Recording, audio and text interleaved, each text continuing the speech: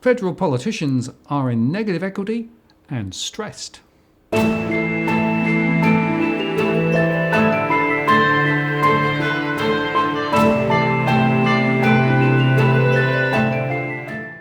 Martin North, John Adams, in the interest of the people.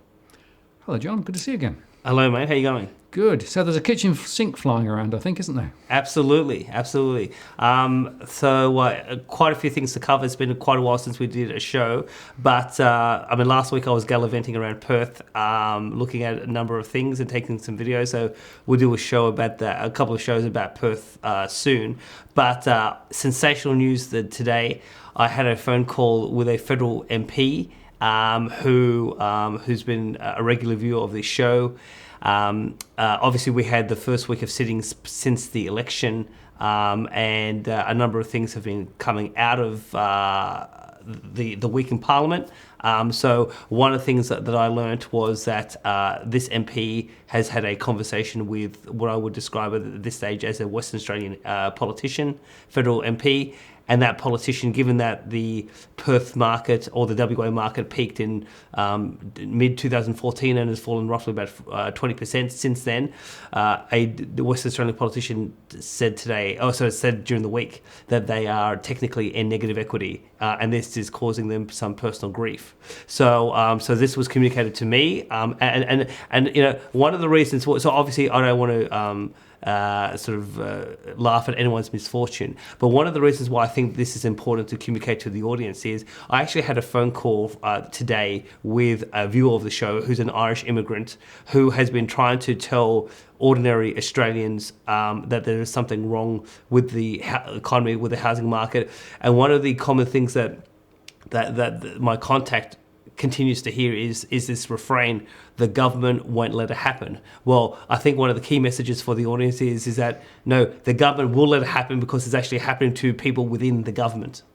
So I don't know about overseas examples like the Americans or the Spanish or the Irish, but I think this is quite significant that people in Parliament are now facing their own horror of negative equity, and they have to deal with this personally. But having said that, backbench MPs are on a wicket of 200 to 220,000, so they have plenty of income at the taxpayer's expense to deal with the problems around negative equity. But and obviously they have more ammunition compared to the average citizen. But yet, negative equity is happening in some with some politicians, and they are dealing with this. And some of these MPs. Because I won't say who they are because I know who they are, but they don't have the sufficient economic literacy to fully understand what the government has been doing and how the policies of the Parliament and key institutions like the RBA, APRA and ASIC have actually led to this disaster. So they've got to face to the real world situation that many in WA are actually facing, right? We've got Absolutely. a large number of people in Western Australia in negative equity. Prices have dropped over the last 4 or 5 years. And what's interesting is that people can keep it going for a little while, but at some point, this negative equity catches up one way or the other. Right? Yes. They can't sell because if they do, they end up with a mortgage they can't repay. But if they are, for example, owning an investment property with negative equity and the investment property is not paying now the rentals it used to, then they're absolutely stuck. Yep. And this is the story I'm seeing more and more again. So it's interesting that it's finally hit politicians. Indeed. Now the other sort of key thing that I had a chat with this MP today about is the policies of the government. And so just to be clear, the politician who I spoke to today is a backbench government MP, a Liberal MP. I won't go beyond that. But one of the things that I communicated to this MP, I said from the outside looking in, it would appear that your government is throwing effectively the kitchen sink at the debt bubble, at the property bubble, and there's a number of elements to this, what I would call the kitchen sink strategy. But what I heard as we were discussing this, that both the head of the RBA and APRA were doing the rounds throughout Parliament during the week. And one of the things that both of them, given we saw extraordinary policy action from the RBA and APRA this week, that they expressed a significant level of concern where with how the economy was travelling, particularly in the first quarter of 2019, and so they thought there was sufficient justification for the measures that we've seen, from interest rate cuts to the watering down of lending standards that we saw from APRA that were announced today. But on that point, I mean, having spoken with Eddie Hobbs and a number of other Irish immigrants, and I think we've covered this in a previous post, I mean, I was laser focused on several metrics in the first quarter of 2019, looking for early warning indicators that the economy could be facing some sort of systematic collapse. And I was looking at the early warning indicators that were happening in Ireland and seeing if they were manifesting themselves here. And there was quite a few things that were very much in parallel. And so some of the things that I was concerned about in the first 3 months pre-election, and I'm sure that the policymakers were things like falling credit to housing in terms of the growth of credit, falling building approvals, falling property prices, falling higher property listings, falling property sales, rising greenfield land default rates, falls in discretionary spending, and obviously mounting job sector losses in sectors like finance, retail, real estate, and construction. So we were seeing a number of these elements play out in the first 3 months of the year. And then obviously it was a question of, what would happen post-election, and whether we'd go into a rapid sort of decline had Labor won, particularly with their tax policies and a few things. But obviously that didn't happen, and now we're seeing basically extraordinary policy levers being pushed to stabilise the market. And obviously there's a debate. I mean, some people think that it will fail, these attempts, and we could head into recession later this year, obviously independent of the global economy. Some people think that it will kick the can down the road, and we'll have a bit of a stable trough, and we'll start to see some bad news into 2020. And there are obviously the optimists like Mr. Switzer and Mr. Joy, who think that the housing market could potentially reflate 5 to 10% over the next 12 months. And obviously that would be seen to be vindication of their rosy, optimistic perspective. It's worth, of course, underscoring again, property prices, if they did go up, will be supported by ever more debt. Oh, absolutely. So it is recycle, rinse and wash again. So we're doing precisely the same that we did last time, right? To try and get the household sector to borrow more, to buy more property, to lift prices, to create more momentum in the economy. That's the strategy. Of course. So I mean, they are trying to stabilise the property market by bringing new buyers in the market. They're trying to stimulate more construction jobs. And how do they do that? They need more immigrants, more people to buy a property, more people to buy up this oversupply that Edwin loves to remind us of. But obviously they need more people in debt. And so, again, these people who are heavily in debt, I mean, they are going to face the music in one way or the other. And all that the policymakers are doing is just sucking in a new generation of Australians into this debt vortex, which, again, statistically, it is the biggest debt bubble since the First Fleet.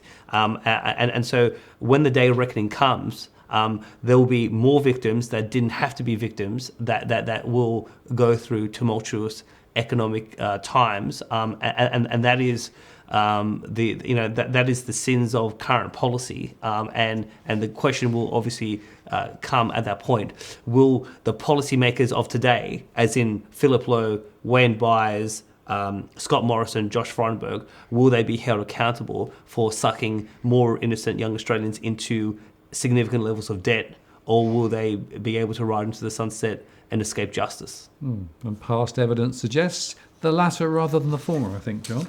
But there is an air of panic around the place now, isn't there? I think it's fair to say. And so they are actually trying all of these tricks to try and effectively pull the property market back up. And of course, the Prime Minister did promise before the election that he would fix the property market. Yes. Yeah, obviously he promised that home equity would go up. So this is a key election promise, and now that we're seeing the manifestation of this promise by throwing the kitchen sink at the bubble. But before we outline the elements of the kitchen sink strategy, I thought it was remarkable that the Assistant Treasurer Michael Sukkar was reported in the AFR yesterday. So today's Friday. This was in the Thursday press, where he basically called on the regulators to go soft on the banks and for the banks to start, really loosening up lending. And it's like we didn't have a Royal Commission. So here we had a situation of excessive lending, illegal lending, like what I would call illegal lending in terms of responsible lending standards, etc.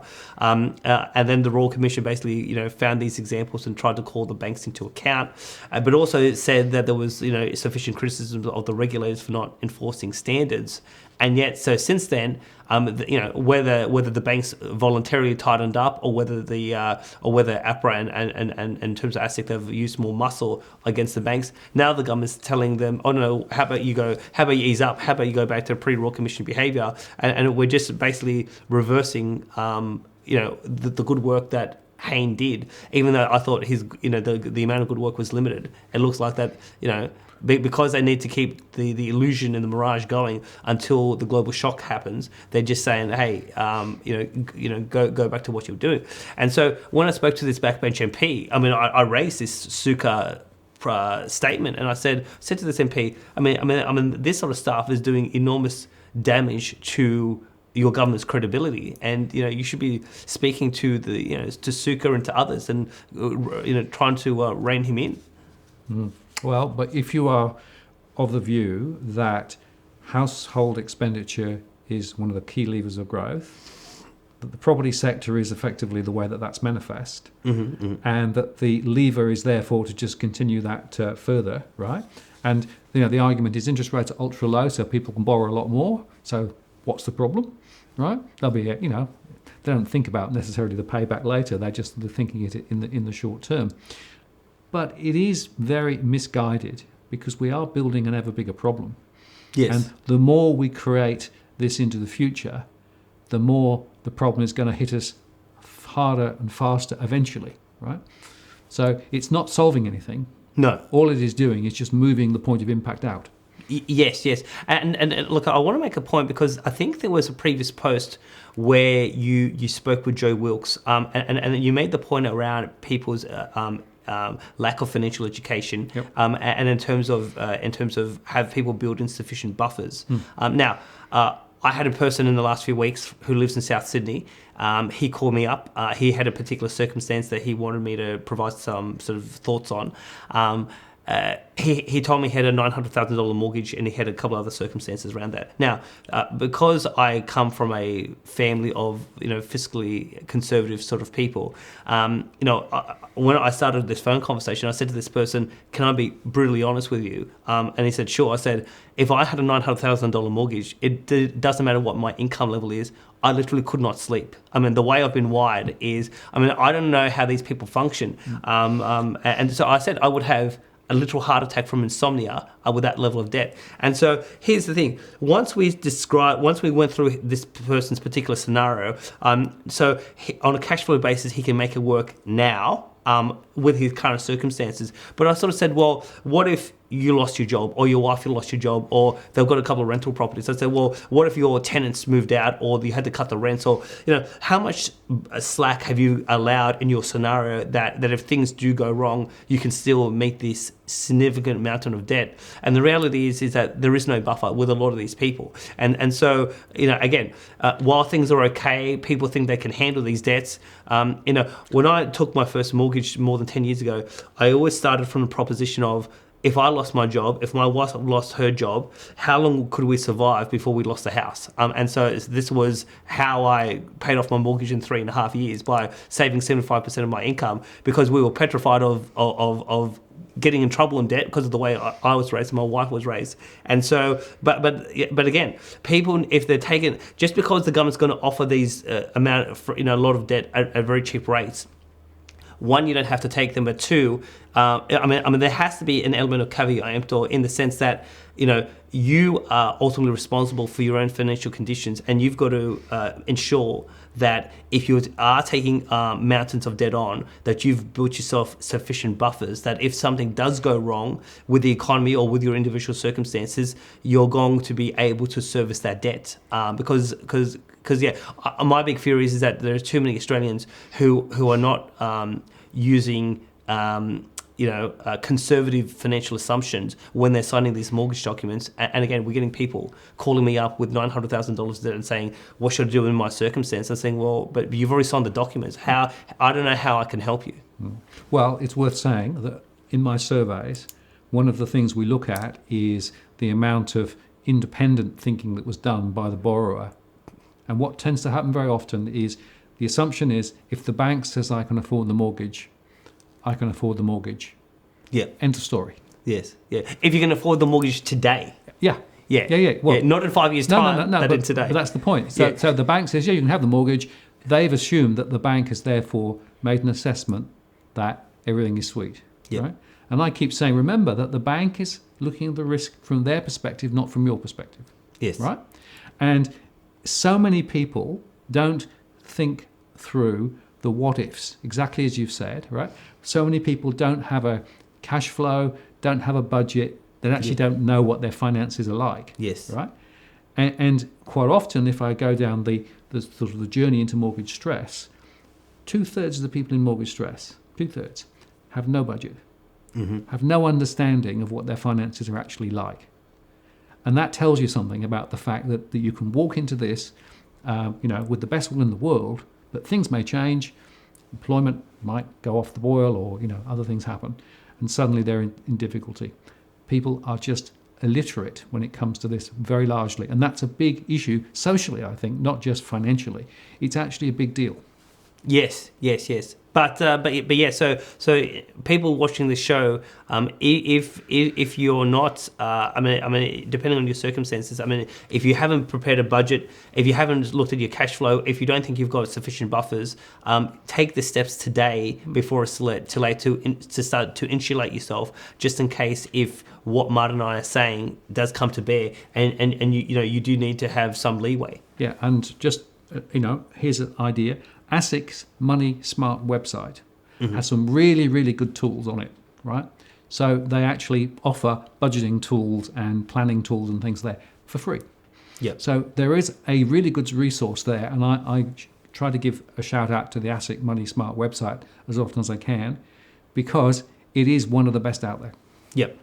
So we have that, but now let's get back to this kitchen sink strategy. Yep. So last Saturday when I was in Perth and I was presenting to about an audience of 80 people, one of the things I said was that the government is hell bent on trying to keep this bubble going, and they've got this kitchen sink strategy. So basically, I mapped out, I think, 7 key elements that I could identify that the Morrison government is doing to keep this bubble and this property market going. For things like cutting conventional monetary policy. So obviously this week we saw interest rates go being cut again to 1%, and obviously organisations like JP Morgan and AMP are forecasting that official rates will go to 0.5% by 2020. Obviously we saw the scrapping of the 7% mortgage assessment rules today by APRA, which we'll talk about briefly, and now that it's been replaced by a 2.5% buffer above the conventional interest rate. Obviously, this week we saw the government's tax plan being passed by Parliament, all 3 tranches, and so we'll talk about that shortly as well. By 1 January next year, the government should have implemented its 5% new home depositor scheme. Again, I think very reckless, but they're trying to suck in as many young Australians as possible into the market. Even though there was a bit of a promise to wind back immigration, I think, again, we said in the previous post, Macro Business has done some very analytical work about how the government is hiding some of these immigrants through the classification of different visas. But we can expect that the government will still bring in a generous number of immigrants into the market. And again, why are they doing it? I mean, part of the argument is that with an aging population, we need young people to help balance out our demographic profile, and so there are some good sound reasons on that. But when you're running a debt Ponzi scheme, you need more people to buy the oversupply to get into debt and to keep the banks profitable. Because how does the bank generate new profit? It's new loans.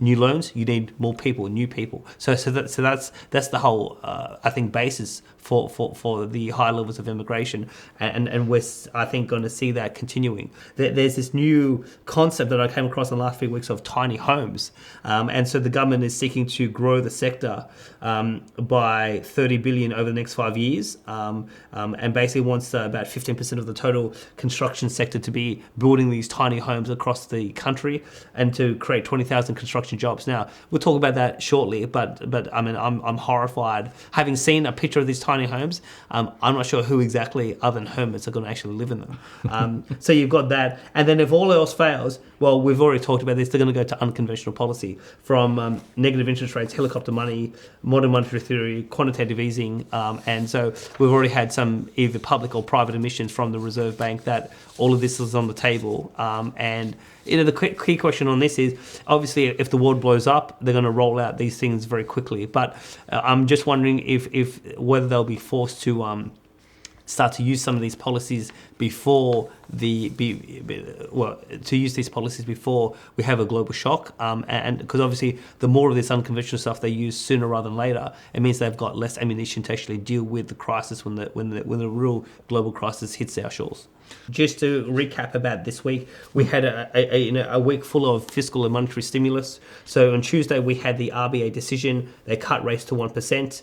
The argument from the RBA was that there was slack in the labour market and they wanted to get more people. Good excuse, isn't it? Look, obviously this is a good excuse. I mean, here's the thing: they said there's 100,000 people that need work. Well, I mean, if you go and look at their speeches from last year, they didn't talk about 100,000 people then. It's just this mythical 100,000 people just started to pop up in the last month of speeches by senior bank officials, and I'm very sceptical as to why this concern all of a sudden about 100,000 people. But separate to that, they've said, and we said this in one of the other posts, is they want inflation to be higher with this arbitrary consistent band of 2-3%. So given that cost of living is the number one economic issue, they want to exacerbate cost of living. So now you've got that logic. At the same time that the Parliament introduced these tax rates, now starting immediately. So this is from the government's own documentation. Immediate tax relief for low to middle income earners of up to $1,080 for singles and up to $2,160 for dual income families to ease the cost of living. So here's the thing. The RBA says we want to exacerbate cost of living by having higher inflation, and the Parliament is cutting taxes to ease cost of living. So, I mean, number one, there's no consistency in policy other than trying to reinflate a debt bubble. But the other thing is that the government's claims around easing cost of living. Well, I mean, one should say to the government, your own Reserve Bank is actually mitigating the impact of the income tax cuts. So why are we heading down this path? Yep, accelerator and brake at the same time, basically. Yes. So you had that, and then obviously today, as in Friday, we had the APRA decision around the scrapping of the 7% rule. So in mid-May, they announced a 6-week consultation period. Obviously, they've consulted. They received about 24 submissions, I think, from memory, and they basically said that they now banks in assessing a loan. Will apply a 2.5% buffer above the conventional rate. So it'd be fair to say, Martin, what that means is, so some players in the market are now offering an interest a mortgage at 3.5%. So if you were the bank and I came to get a 30-year mortgage at 3.5%, you would your assessment of me under this, because this was brought in effective immediately by APRA, and this is their own language, effective immediately. So if you were the bank, and you're offering 3.5%, well, 3.5 plus 2.5 is 6. So you would be assessing me at 6% today, rather than what you may have done yesterday, which would have been about 7 to 7.25. Yep. No, that's right. So there is a lowering, right? But remember, of course, the APRA, these are guidelines, right? This is not legal force. Yes. Right? So but what APRA has done is said, look, previously we had this standard across the whole market of 7%. Yes. Right? Now, banks, you can choose. You can work out what you want to do. You obviously need to be prudentially careful, right? And we think that 2.5% is about the right place to go, right? But they're basically just handing it over to the banks to sort of regulate themselves. That's Yes. what they've done. Yes, well, and again, I mean, this was one of the key findings from the Royal Commission. Yep. About when you give the banks too much power and you have weak enforcement of the rules. I mean, you get all sorts of issues in terms of legality of loans, the appropriateness of loans, but on the issue of systemic risk. I mean, we are just dramatically increasing systemic risk in terms of the system. And again, I mean, a federal MP had a direct conversation with buyers during the week, and some of these questions were put to the head of APRA, and from what I was told, the answers coming back from the head of APRA were not particularly convincing, and yet there are victims who are signing mortgage documents as we speak, and they're going to be swept up in this whole debt bubble when it comes to a head. Yeah, and the thing to say here is they've re-released their practice guidelines, right, for the mortgage industry. And it all reads very nicely, right, and it covers pretty much everything you could think about. But it has no legal force. So it is actually just wet lettuce legislation, right? It's no stronger than that. It's no real force at all. So basically, the banks have got carte blanche to do what they want. Yep.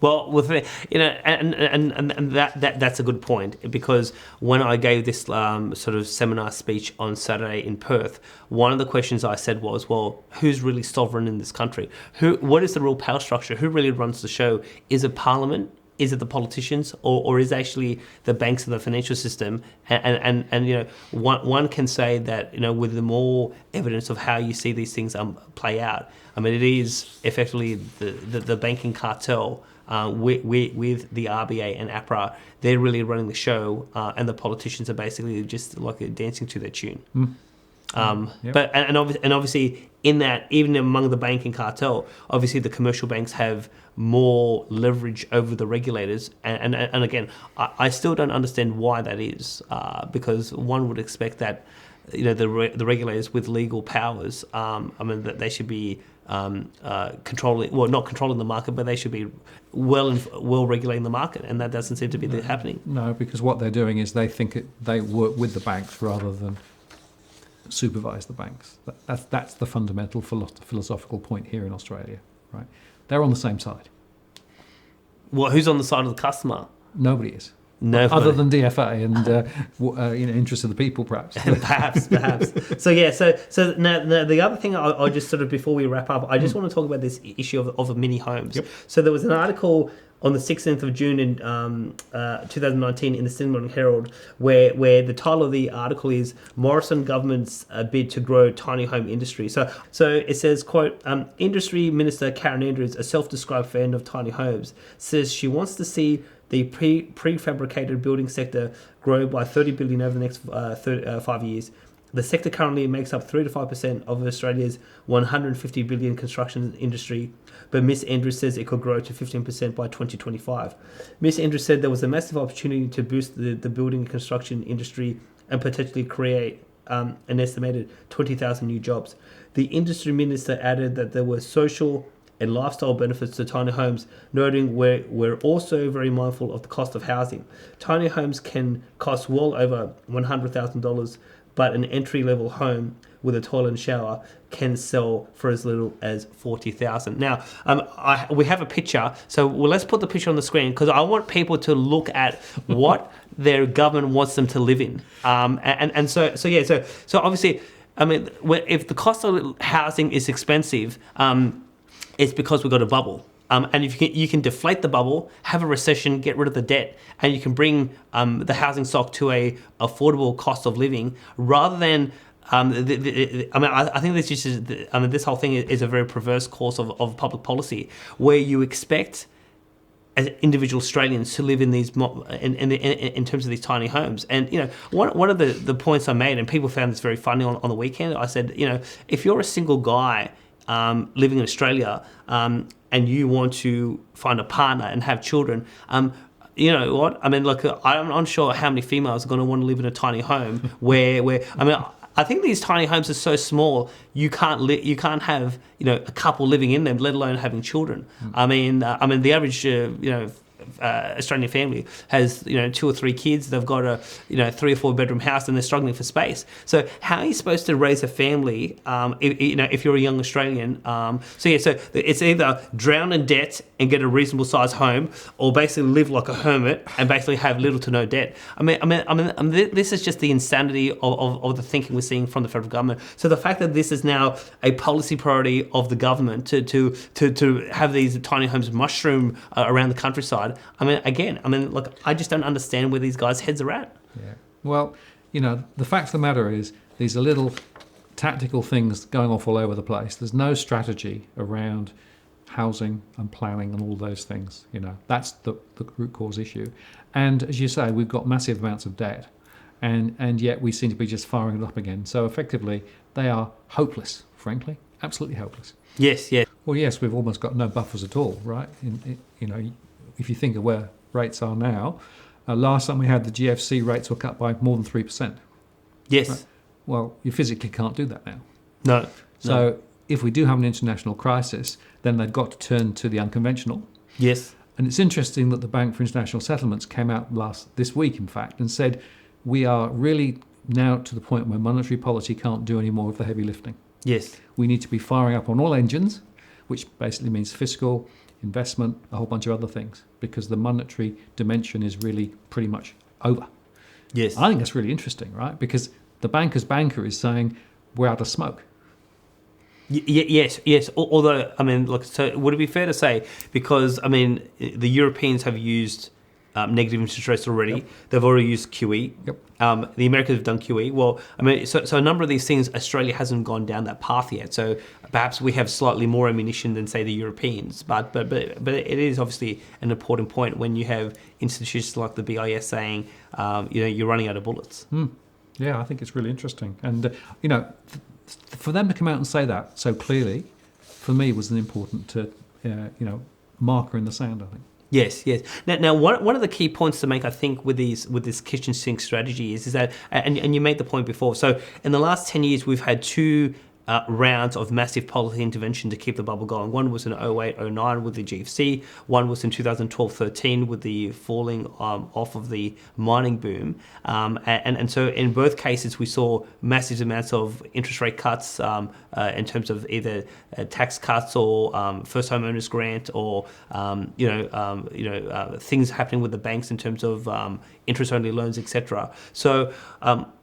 One of the things I would say with this new round of in terms of measures, and I think this is perhaps the last hurrah for the establishment, is the proportion of stimulus coming into the system today is smaller compared to what we saw in the 2 previous rounds. So GFC, the cash rate went from 7.25% down to 3%, so 4.25% cuts. And this round they're starting at 1.5%. The most they'll go to 0.5% from what they say. So that's only 1%. And then obviously in terms of federal government spending, in terms of what they could do with lending standards, there's only so much that they can do. So there's a big question as to, is this new kitchen sink strategy going to work or not? There are people who think yes, there are people who think no.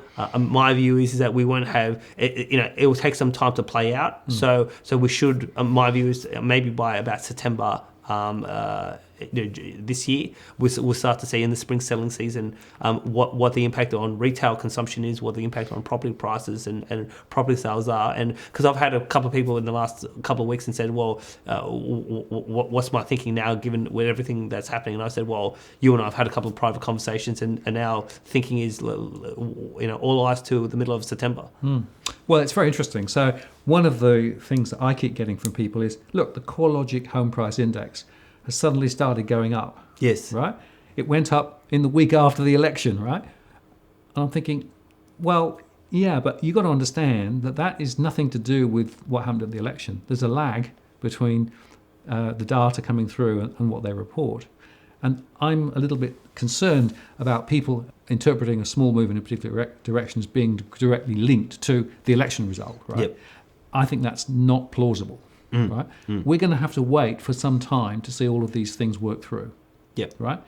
And we're also, of course, in the context of a global level of uncertainty, because there's a more than 50% chance of a recession in the US, according to many people. Yes. We spoke about this some time ago.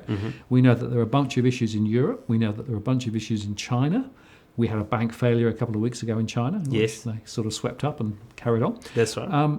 So almost wherever you look, you've got a bunch of international issues going on. You've got a bunch of local issues going on. And all of these things are in play, right?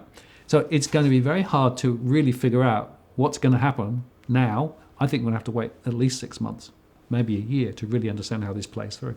Yes, and that is again assuming that something overseas, like, you know, that it doesn't blow up. Yeah. Because you know, one of the things that I've had conversations in the last month with people is that you know, people who are regularly watching the show, I don't even think that our regular viewers fully understand what the level of risk is. And just to give an example, so whether it's a bank in China or whether it is Deutsche Bank, I mean, it's Friday night now. I mean, one of the classic case studies I give, I say, well, if Deutsche Bank declared insolvency tonight, I mean, the credit market's going to, given that they've got $43 trillion worth of derivatives, the credit markets will freeze up within days.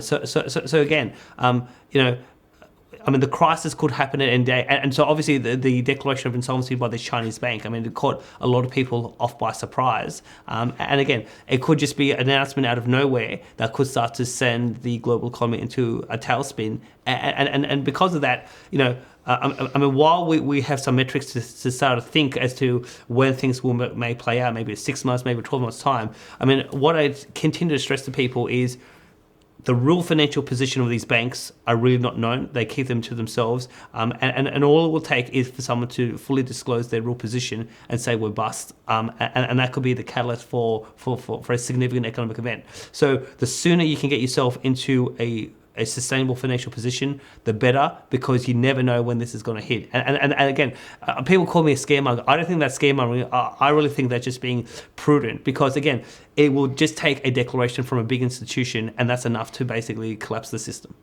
Yeah, and I think the way to think about it is do some what ifs. You know, what if this happened, right? How would you react? What if that happened? How would you react? Because you know, the future is not knowable. Right? Exactly. And you're quite right. There could be a trigger over the weekend and a massive switch in confidence, and that could impact liquidity. Within a few days, the banking system could freeze again, a bit like it did around the GFC. Yes. And so there's obviously a whole bunch of people who don't watch our show who are clueless about the risks, but it's interesting to talk to people who watch our show on a regular basis. Yeah. Some of our viewers, I don't think fully understand how quickly, you know, all of this sort of can come to a head. So obviously I just wanted to make that point, because it's a point that I've been making privately to several people on the phone. Yeah. But on the other hand, it may not happen, right? No. We may muddle on through for another 1, 2, 3, 4, 5 years, right? And that's the difficulty, right? And that's why when we talk about scenarios, that's the way to think about it. Because, you know, in scenario A, that happens, in scenario B, that happens. And that's why scenarios are quite a good way to think about some of these issues. Indeed. I mean, the thing is, so to really, in terms of bringing the show to a close, I mean, a couple of points from my end. First one is Australians can't trust the system, can't trust the establishment. I mean, basically, the politicians themselves are suffering from the unravelling of this property market, particularly in say in West Australia, maybe Northern Territory, regional Queensland as well. So you know, politicians are starting to see in their own balance sheets that these problems are coming to bear. And obviously, if the politicians are seeing it, that means their constituents are also seeing it as well. But rather than actually be honest with the public and say, you know, we've got a problem, it's been building up over 20-25 years, we need to come to a head. It's basically head in the sand. The economy is strong. I mean, when the Governor General opened the proceedings of Parliament, he said, he referred to my government will basically deliver on a strong economy and all of this sort of stuff. So the whole establishment from the Governor General down is saying it's a strong economy. Low unemployment, everything is good, everything is fantastic. Nothing can be further from the truth. And they're basically throwing a suite of measures, effectively the kitchen sink, to hold this debt bubble intact, because in the first quarter of this year, there was sufficient evidence that the market in terms of the property market, but also people's households. It was starting to come apart. And obviously, I think in a post you did in the last couple of days, debt continues to go up. One of the key metrics I focus on with the RBA is debt to income, all-time high, 189.7, and obviously your DFA measure on mortgage stress that continues to rise. So I've had people recently say, perhaps you need to let go of the forecast about Armageddon. Someone said to me recently, if it was going to happen, it would have happened already. Well, I will stay with the thesis because the data is suggesting things are bad, things are getting worse. The government's taking us completely in the wrong policy direction. And again, individual Australians have to take responsibility for their own conditions. And look at what we say, look at what everyone says, and try to figure out what's really going on, and whether by you getting into debt and you buying a big property, whether that's the prudent thing to do at this point of the cycle. Yeah, certainly do your own homework, make your own decisions, but don't be persuaded by the bullshit that's out there. There's plenty of it, isn't there? Absolutely. John, thank you very much. Thank you. Martin North, John Adams, in the interest of the people. We'll see you next time.